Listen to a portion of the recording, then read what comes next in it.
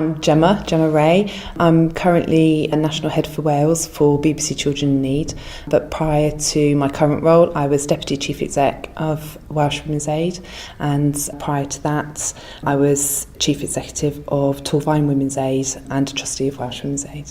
I'm also Trustee of Atalafro Domestic Abuse Services and formerly Trustee of Rontocan and Taff Women's Aid.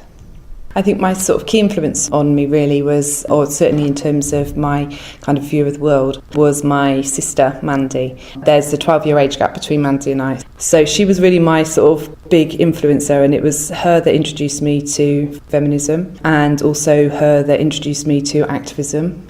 And then when I was about 13, she started to buy me spare rib. Yeah, that was absolutely my sort of entry into the women's movement. And yeah, I can remember sort of from very early on when I first sort of began to read feminist analysis, just reflecting my experiences, I suppose, and what I saw in my life and the lives of girls and women around me.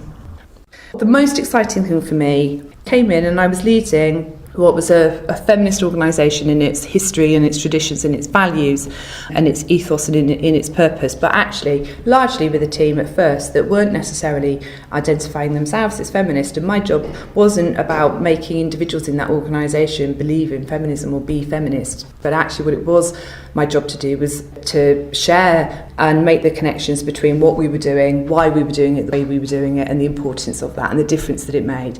And over that period of time, as our collective understanding and knowledge grew, to be able to see actually the difference in quality that meant for end service users of our service, because at the end of the day, actually that's what it's about, women getting the best service that they can. And that was the really exciting thing for me, and that was the reason that I made the decision to leave the role at Torfaen and come to the role at Welsh Women's Aid, because that was really the opportunity I felt to take kind of the learning and the practice and the experience that I'd got in transforming services at Torfaen Women's Aid, and in using some of that to actually help to protect and safeguard the wider movement in Wales, because it was coming under threat from a number of areas really around the provision of specialist and gender-specific services. And for me, there was very much a kind of window of opportunity that was happening at that point, and there were lots of changes that were being made. We were supporting people was being remodelled, and the arrangements around that as one of the key funding sources. And so I was just really keen to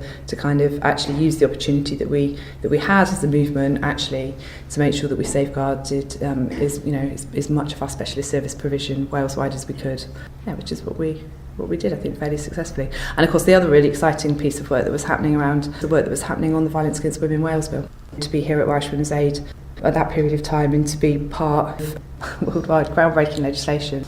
It was exciting times.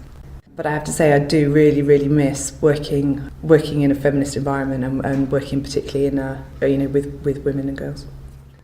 Organisationally, it was really exciting and funny to talk about it today, because it was Carl Sargent that really sort of led that, and it's the anniversary of his death this week.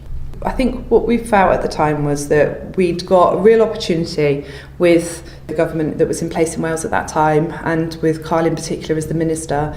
The opportunity was there, really. It felt like there was an open door, an open ear, and a government willing to listen, and with a genuine commitment and desire to take some action to make things better, to address what has been systemic inequality, over generations. It was really exciting, and I think at the same time there was you don't get the opportunity to do that very often, and there's always the frustration about you want it to do more, you always want it to say something else, and you always want it to do a bit more than perhaps what you end up with. We had a bill, we had a Violence Against Women bill for Wales, and that was very powerful stuff, if nothing else, for actually putting women's equality and or in this case more specifically women's inequality at the top of the agenda, I think, both politically and structurally.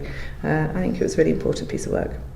I think the movement was achieving an incredible amount, and the organisation was, and actually if I think about sort of the level of engagement, the conversations that were taking place, the work that was happening around the Violence Against Women Bill, there was work that was taking place around the whole schools approach to healthy relationships and education.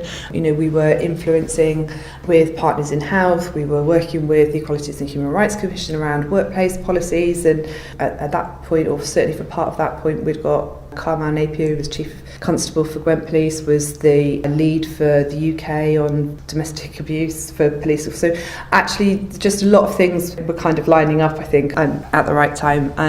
I think for me, almost what's more important actually is what we do in our interactions with every woman that we come into contact with. So actually what was just as important for me was that we continued to raise quality and to do better for those women and children that continue to be in need of our services. Because to some extent what the legislation says doesn't make a difference, doesn't necessarily change their own personal experience, and so as service providers, that's always got to be the priority.